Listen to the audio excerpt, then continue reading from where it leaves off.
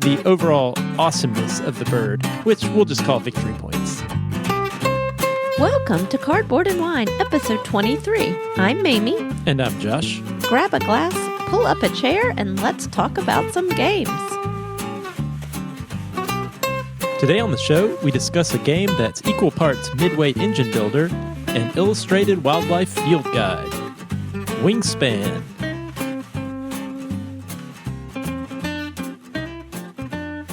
Hi there, Mamie.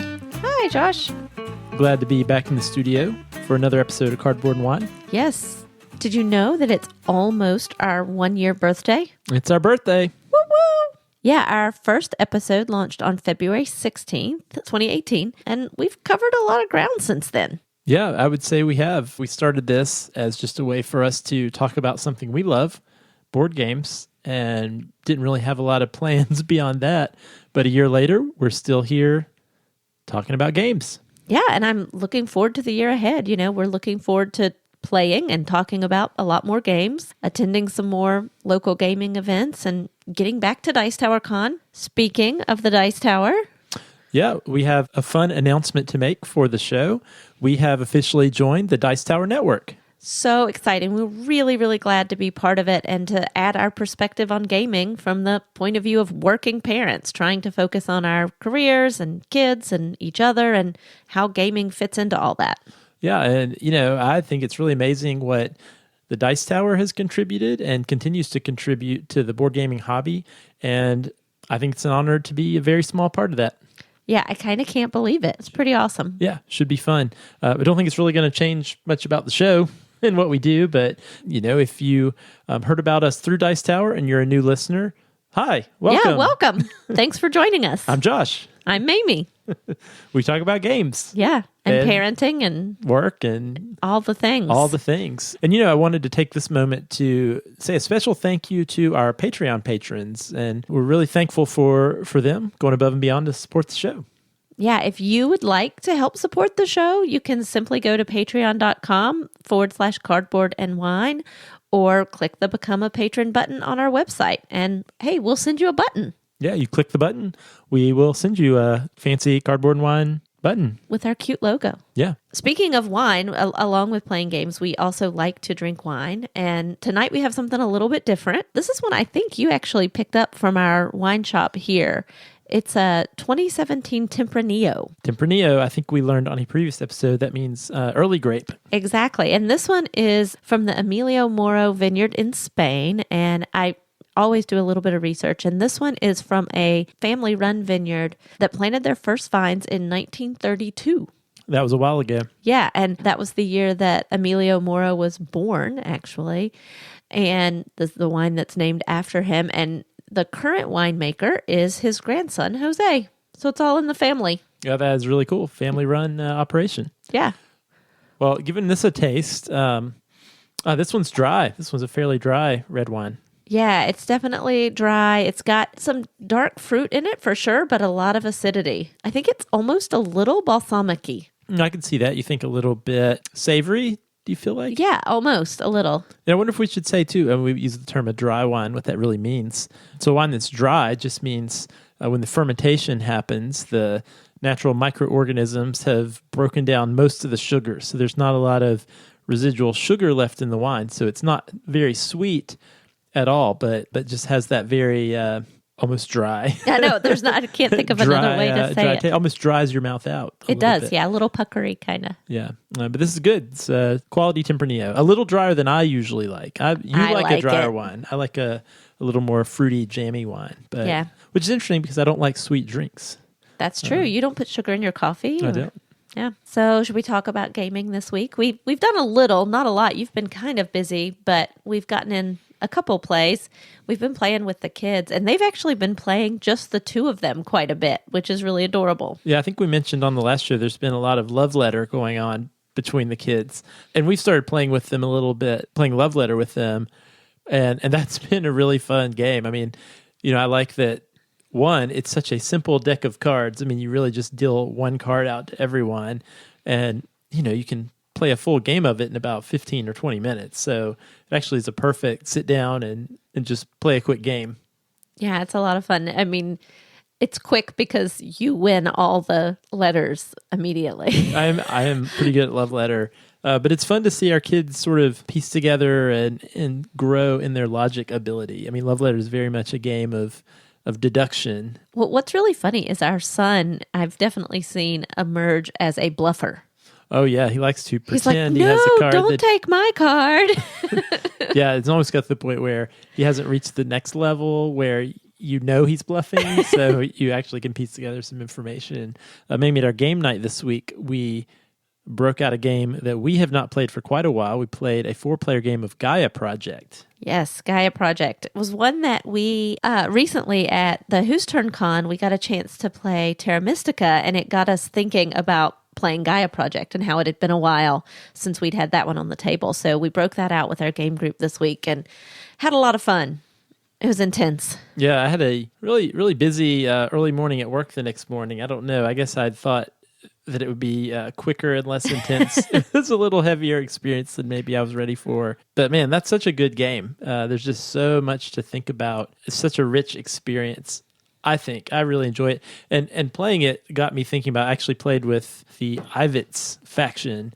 And that was one that I don't think even through our 8 or 9 plays that anyone had ever played with, because they're a little bit complicated, at least the way their game board works. And so I'd been wanting to try that one out. But, as I was putting the game away after our play, I was just looking at all those different factions, and I don't know, it just got me interested in wanting to try the game again and again with some different strategies and some different factions and explore that one. There's so much to explore, I think. Definitely. And I think we would be able to play a little bit quicker now that we've kind of refreshed our memory. We were definitely spending quite a bit of time trying to just remember what all the options were and how things worked. Yeah. Such a fun game. I really enjoyed it. Maybe one thing I wanted to do was introduce a new segment on the show that I think we will do from time to time, where we basically take a look back. We've been doing this for a year. Take a look back at games we have talked about previously on the show and given our recommendations and our ratings on, and see how those games have held up over time. Sounds good to me. And so I thought, sticking with our wine theme, that we might call this segment The Cellar. Ooh, The Cellar. The games we bring up out of the basement and Yeah, because like a nice wine. see how they've aged. Yeah, fine wine. Yeah, over time. I got it. Grows like it. in its complexity and enjoyment, whereas a less quality wine actually just tends to sour in the cellar over time. Nice. Okay, so what are we talking about this week? Well, it turns out a year ago on February 16th, we did our first full episode where we reviewed the game Sagrada. Oh, Sagrada. That's a good one. Yeah, so I thought we could think back on what we thought about Sagrada a year ago and see kind of how we feel now, a year later, about the game. And maybe I went back and checked our notes and re-listened to our final thoughts on Sagrada, and we were in agreement. We both really enjoyed it. It was actually one of our most played games of 2017, and we both rated it a 4 out of 5 on our cardboard and wine rating scale, which would be a game we enjoy playing regularly and look forward to getting back to the table whenever we can. So how do you feel about Sagrada now, a year later? Oh, that's hard because we haven't played as much in 2018 as we did in 2017. But now it's 2019. I know. Well, it's true. Now it's 2019. But I definitely really still enjoy that game. And we have played a little bit with the expansion where you have your private dice pool, which I think definitely added a layer of complexity that kept it interesting. I think I would probably stick with a 4. I think it's still a game that I really enjoy and would like to play more. What about you? You'd still be excited if I suggested a game of Sagrada. Definitely. Yeah, I think I agree with you. Yeah, I think I'd stick with a 4. Sagrada is still a game I very much enjoy playing. Would probably not turn down a game of it. We played it just the other night and had a good time, except for the fact I lost by quite a bit, both games we played. As you mentioned, we did somewhat recently get our hands on the 5 and 6 player expansion. Although, to be honest, I have very little interest in playing Sagrada with 5 or 6 players. Yeah, I'm not sure that the increased player count is that interesting to me, but I definitely liked playing with the private dice pool. Yeah, the dice pool adds kind of a new layer to the game that kind of changes things up just enough to make the challenge a little bit different. And I was also happy, just the very small tweak of the expansion containing those new private objectives. So instead of each player trying to get as high a value of dice, as many pips as possible of a certain color, instead you're focusing more on the dice in specific parts of your window. And that's just different enough that it adds just a little tweak. I mean, the core gameplay is fun enough, but it just adds some kind of new and interesting challenges to keep the game fresh. Yeah, I mean, I would enjoy playing the base game, and I like that now there's a couple other options and ways to mix it up. On the whole, it's still a 4, strong 4. Yep, I agree. All right, Mamie. Well, why don't we jump right in and talk about our Game of the Week?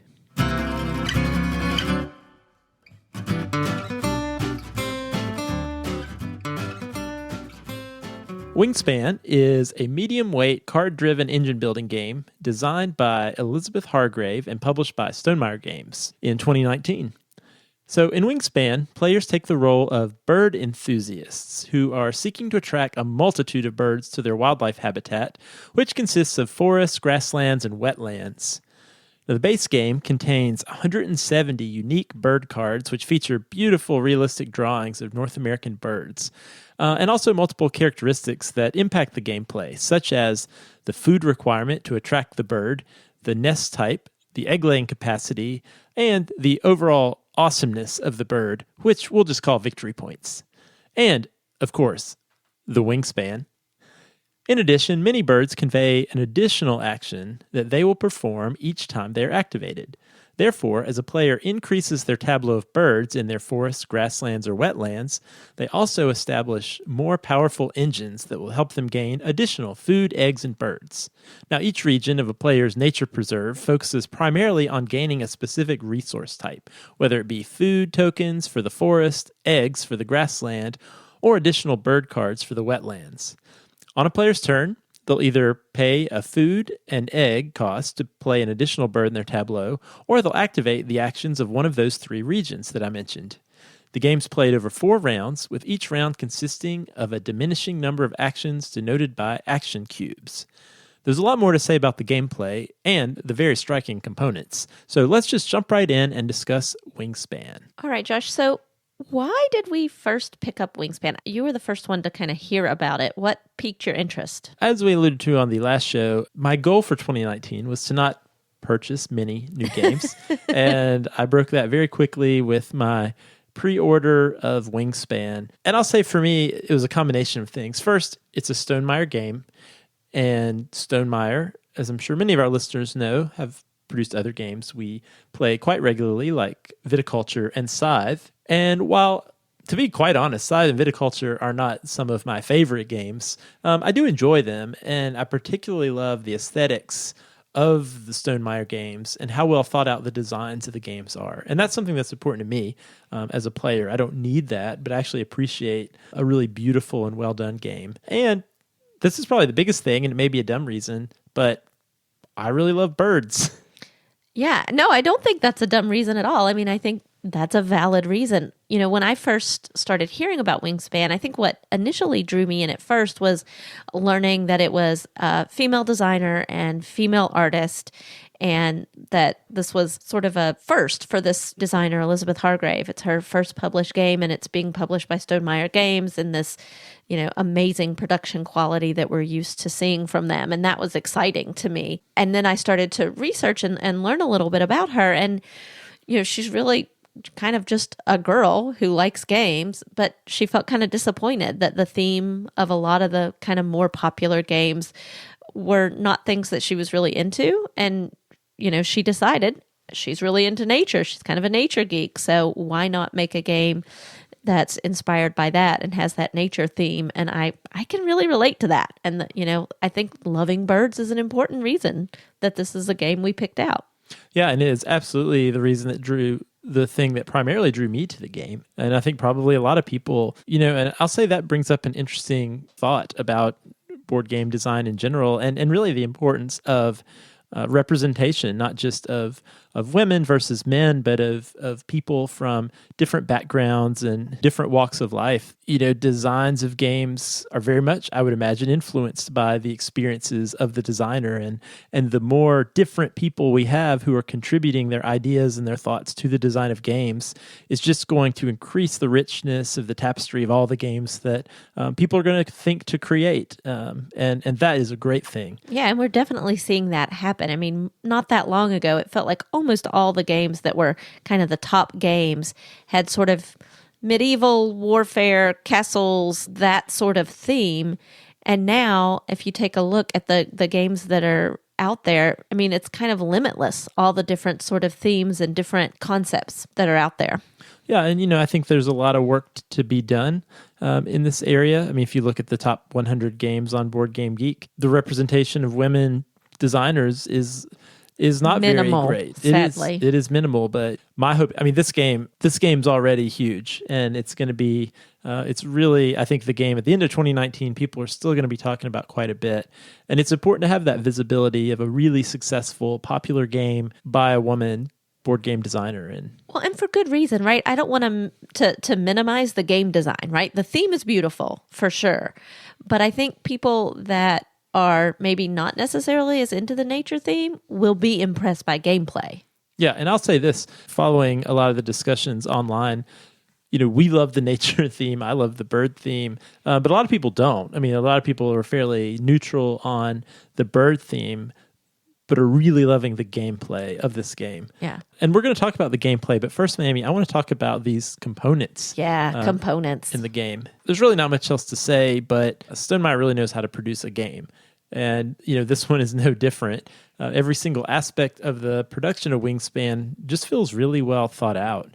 The cards, and there are 170 different birds. I mean, that's crazy. They are all unique, completely unique. Completely unique. And the information on them is not, there's a lot of information on every card, but it's presented in a way where it's easy to understand. It's easy to figure out kind of what's going on. And it's based on the actual characteristics and traits and actions of the actual birds. Yeah, no, you're right. So there's the wingspan of the bird, and actually there's always, I think there's a little factoid about the bird that has no influence on gameplay. But they're interesting. They're interesting, but you're right, Mamie, even something that does impact gameplay, like the number of eggs that you can actually put on each of the cards. Or the food, or the habitat. That's true. The type of food that will attract that bird is all related to the actual habits and biology of those birds, which pretty cool. And, besides that, there is a lot of information on those cards, but they are really well laid out in a way that's not cluttered, not confusing, and you know exactly where to look to find the information you need. And then beyond that, I feel like there's all this sort of over-the-top chrome that's kind of on this game. So all those cards are housed in this custom molded plastic tray with a lid that nicely fits on so they don't slide around when the game is boxed up.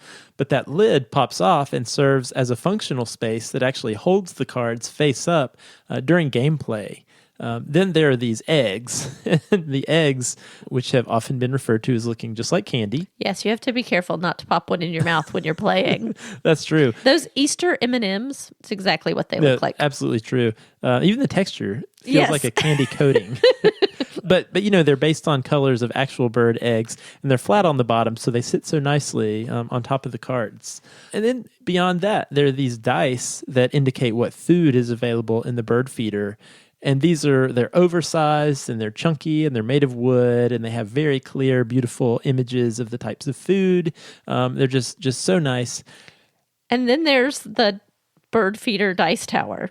Yeah, like why is that even in there? It's not necessary, but it's so awesome.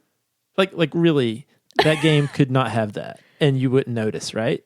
Yeah, you would never notice. You would just roll the dice. And be fine with it. Right. But when you see it on the table, the bird feeder and the way that it works as a dice tower is what really catches your eye. Yeah, no, it's just really fantastic. And it even breaks down very easily and fits right in the box. And it's just super cool. And speaking of the box, I have to say this because listeners of the show know this is a thing for me. I love organizing games. And this one yes, you do, is so well thought out, even in the organization. there's even a little key on the side of the box for how to put everything back in the box. And it includes these little Stonemaier plastic resource trays, these little bit trays.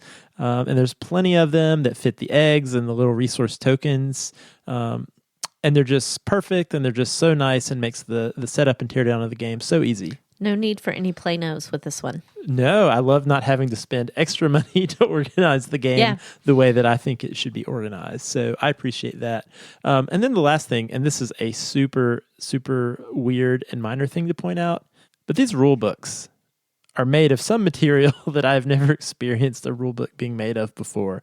It's not exactly paper. I mean, maybe if you feel this, we have it right here. Yeah.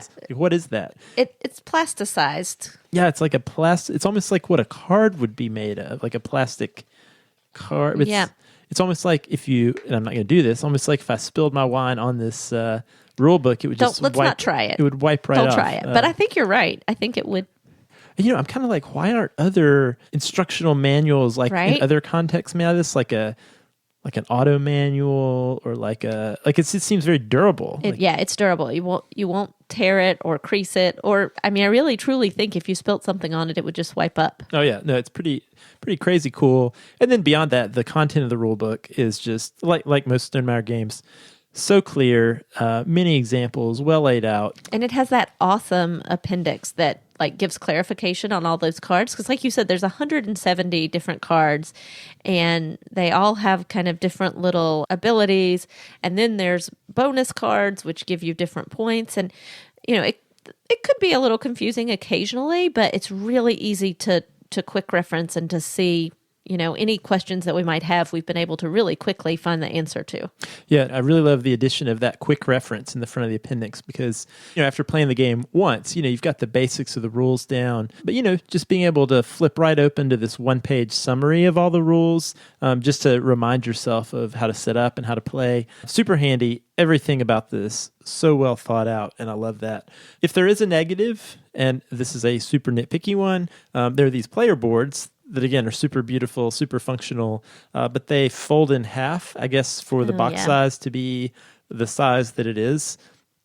And they do look cool. I mean, the back makes it almost look like this leather-bound field journal, but they never really sit quite flat when you open them up. And so, I don't know, there's part of me that wonders or wishes there would have been a way for those to be one solid piece of cardboard. But again, I could see that. Fairly nitpicky thing. But maybe we've talked a lot about the components. What do you think about the gameplay of Wingspan? Gameplay really is pretty straightforward. On your turn, you have 4 choices. You can play a bird card, you can get food from the bird feeder, get eggs, or get more bird cards. Other than the play a bird action, the other 3 actions do sync up with the different habitats, the forest, grasslands, and wetlands. And that's where you'll be placing your birds. So as you continue to add birds, there's an increasing number of cards there as time goes on. And they have text. A lot of the bird cards have text with a brown background that indicates that you're going to activate that card whenever you take the action in that region. So for example, if you take the get food action, which is in the forest region, you get your food indicated on the player board, and then you move your little action cube to the left onto each other bird in that region. And so you'll be able to take the action that's on the bird card, that on the brown background there. So the more birds you have, the more actions you're going to take, and that's going to give you more opportunity to get more food, get more cards, get more eggs and points. It really is an engine building component. And, the more birds you play, you really get to build a more powerful engine that helps you move through the game. Yeah, and I think it's really fun as you move through the game. And the game, I think, does move pretty quickly. At the beginning of the game, each player starts with these 8 action cubes that really are there just to help you keep track of how many actions you have left. So every time you take an action, you put one on the board. So in the first round, you have 8 actions. But one thing that's pretty clever, each round, there's a different characteristic of your habitat that's going to score points depending on, maybe it's how many total birds you have in the grasslands, or how many birds with a certain type of nest that have an egg in them. Depending on how many you have, you're going to score more points. But the way you denote that at the end of the round is each player takes one of those action cubes and puts it on the little score track for that round. So therefore, you have one less action cube the next round. So you have 7 in the second round, and then 6, and then 5. Yeah, and that last by the round last with round. only 5 goes very quickly. It does. And so the pace of the game really does amplify. And that's actually a good thing because, as you mentioned, Mamie, at the very beginning, if you take the action to get food, which is the forest action, you haven't really played many birds. So it's really just take the food action, get a food. But by the end of the game, you may have 3 or 4 bird cards. So you're taking 3 or 4 different actions in addition to just taking food. So I think that is a very clever way to keep the game moving as players' engines become larger and a little more complicated. And I find that really fun to set off this little chain reaction of 4 or 5 actions later in the game. Definitely. What would you say is your favorite thing about the game? Well, I mean, besides, the joy of any engine building game, which is seeing your engine hopefully hum along perfectly, or in my case is usually sputtering and I'm jealous of everyone else's engine. I really love the theme. I mentioned I really like birds, and I built a bird feeder stand in our backyard that holds multiple feeders, and we have several bird guides near our window that we and the kids like to look at to try to figure out what birds are in our bird feeder. And our kids even have some little adhesive window clings of different birds of our region that they stick on the window every time they see a bird. So I just love the theme. And these cards, the drawings really are of the quality that you would see in one of these nature books, wouldn't you say? Yeah, that's one thing we haven't talked a lot about is the art on these cards is really beautiful and realistic. And again, these are all women artists that did the art for this. The artists on this were Natalia Rojas, Ana Maria Martinez Jamarillo, and Bess Sobel. And it's beautiful. Yeah, so nice. And again, taking nothing away from the gameplay, but it's just so fun and soothing to me to get those hands of bird cards. It's just so pleasant. I feel it's so pleasant to play this game. I also think another thing I really like about this game is the weight of it is really nice. I think it fits in a very nice place in our gaming collection, one that enables it to, I imagine it has enabled it to find a lot of time onto our table, and I think will in the future, maybe similar to a game like Clank, where it is certainly not a light game by any stretch of the imagination. It provides enough interesting decisions that I always enjoy playing it, but the rules overhead's not so great that a casual player can't jump right in. But I really think what amplifies that thought is that the theme and beautiful production just helps with making the game even more engaging for really all players, independent of how into games they are. And we mentioned this on the last episode, but at our local Whose Turn Con we attended a few weeks back, Wingspan was by far the most played game. It was everywhere. And I think these reasons are all why. The theme is great, the production's great, but it's at a good weight that I think casual gamers and more heavy gamers alike can all enjoy it. Well, and I know for us, something I appreciate, that goes along with that weight is the amount of time, right? It's not a game that's going to take you 3 hours to play, but it's also, there's enough to it that you have to commit a chunk of time. But what would you say is kind of our average length of gameplay? Well, I could tell you exactly. I figured you could. Let me just pull up some stats. I'm guessing in the 1 hour range. So it's one of those games that the length of time it's going to take is going to be directly dependent on the number of players who are playing it. Because whether you play with 2 players or 4 players, everybody has the same number of turns. Yeah, a 4-player game is going to really have twice as many actions sense. as a 2-player game. Which we should also mention, this game plays really well with 2 players. Yeah, absolutely.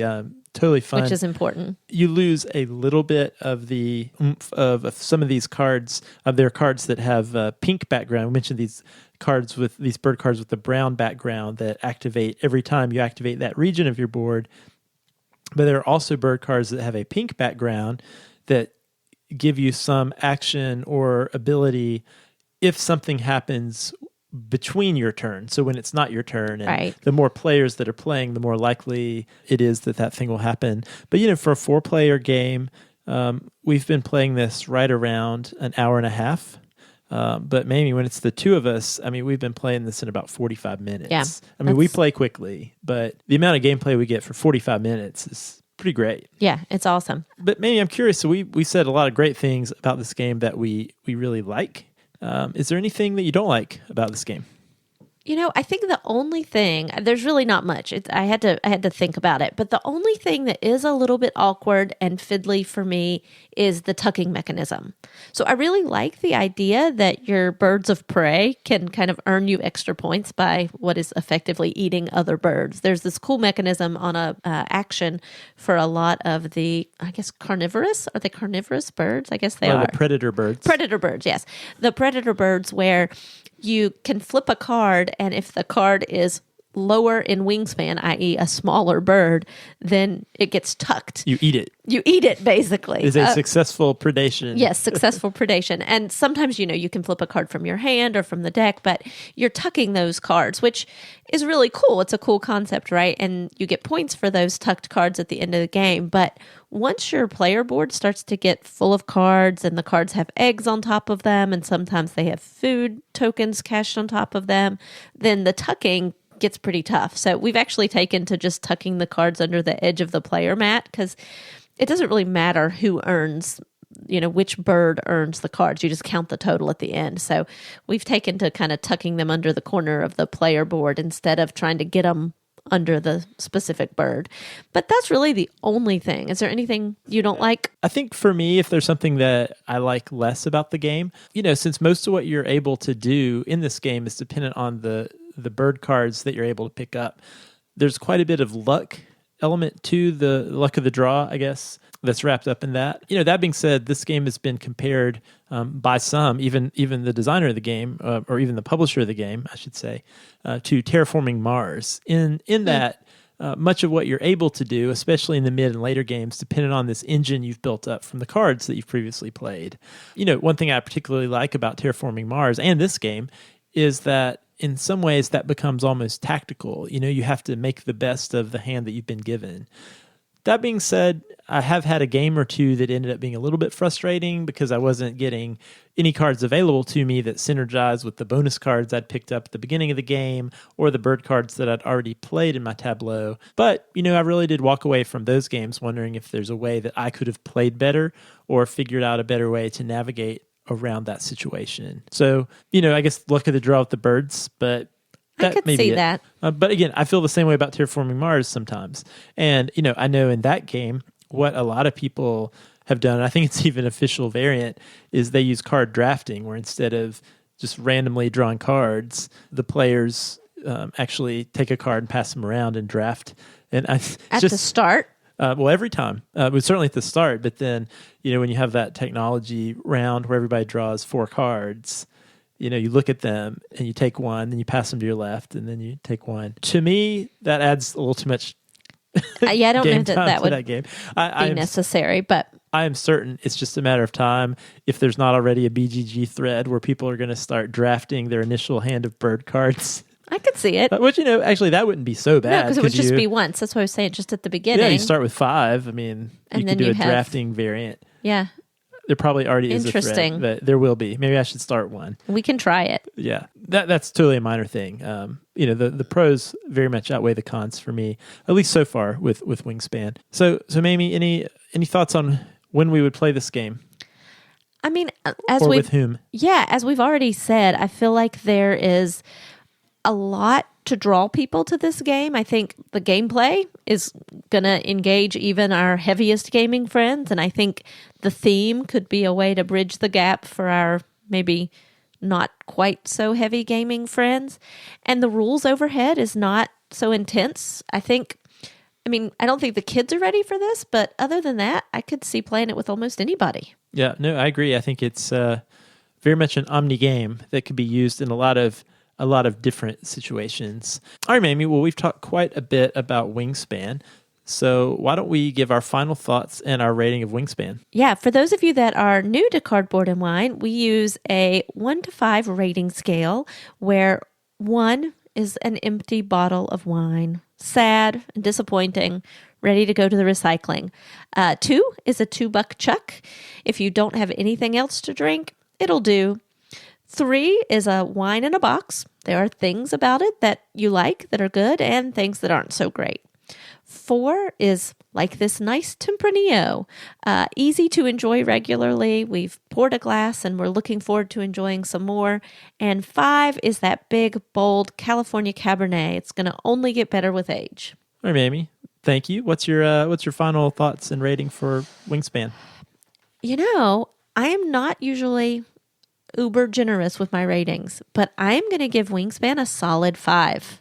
You have not given many 5s. I have not. I mean, right now, this is my favorite game. If you ask me what my favorite game is today, this is what I would say for all the myriad of reasons that we've talked about on the show. You love Wingspan. I do. I love it. And not just because I win a lot. That's true. You do win a lot. I'm not sure if I've won. I'm sure you've won. Not many times. That's great. I agree. It's a great game. And, for a lot of the reasons we've already talked about, I'm a biologist by training. So certainly drawn to nature and particularly love birds. So that's a good fit. These components are great. Cards are great. I learn things about birds when I play it. I know. I love reading the little information about the different birds. Oh, I know. But, I also really like engine building games, and this certainly is one. But, like we talked about, it's simple enough that while it's satisfying to play with our gamer friends, it's friendly and approachable enough to play with almost anyone. And, it plays pretty quick, and that's important to us. That's very important. Having a game like this that we like, that we can... That's substantial enough, but we can easily play a game on a school night and work night. So I love that it fits into that description. It's a solid game, and my quibbles with it are fairly minor, but I think for now this game is a solid 4 for me. I could see that. Good 4/5. Yeah, good game that we are loving right now. We definitely are. All right, everybody. Thanks for listening to Cardboard and Wine. For show notes, links, and other fun info about the games we discuss on the show, you can visit our website at cardboardandwine.com. If you have feedback for the show or suggestions for a future show, you can send us a tweet at Board and Wine, email us cardboardandwine@gmail.com, or jump to our guild on Board Game Geek. If you'd like to see photos of the games we are playing, you can check us out on Instagram at Cardboard and Wine. You can also leave us a review on iTunes. We'd love to hear from you. And you'll help new people find the show. All right, everyone. Until next time, cheers and happy gaming.